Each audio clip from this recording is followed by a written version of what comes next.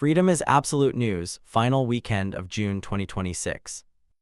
Because I am personally involved in this matter and deeply outraged by it, this news bulletin will focus exclusively on this topic.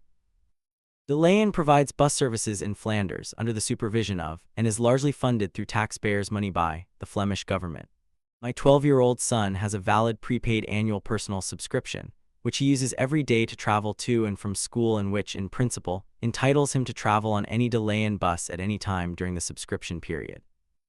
The legislators, managers, and operational staff involved have established a system under which fines are systematically imposed during targeted inspections, even when a passenger has a valid subscription, if that subscription was not successfully registered by a yellow scanner when boarding the bus.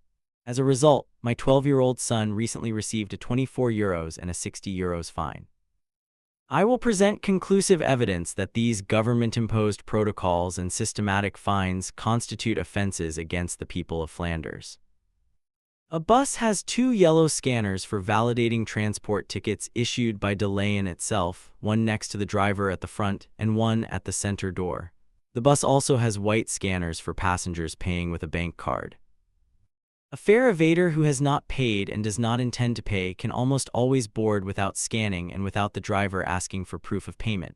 Such a passenger simply boards through the center door or even through the front door, walks past the driver who almost never asks for a ticket. I'll provide elaborate proof of this in following news bulletins.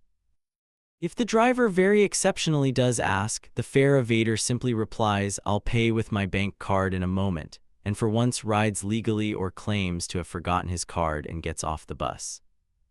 So what is the offense by the government?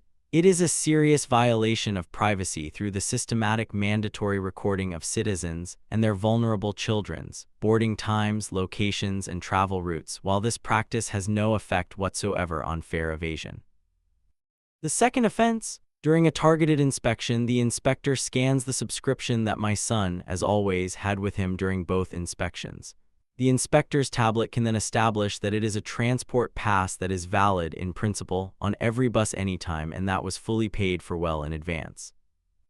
The mere fact that the authorities systematically issue fines despite confirming on the spot that the passenger possesses a valid transport pass is of course an offense against Flemish families and their children. Surely the government cannot seriously claim that my son, who presents a valid personal subscription to the inspector, is a fare evader, yet that is precisely what it does.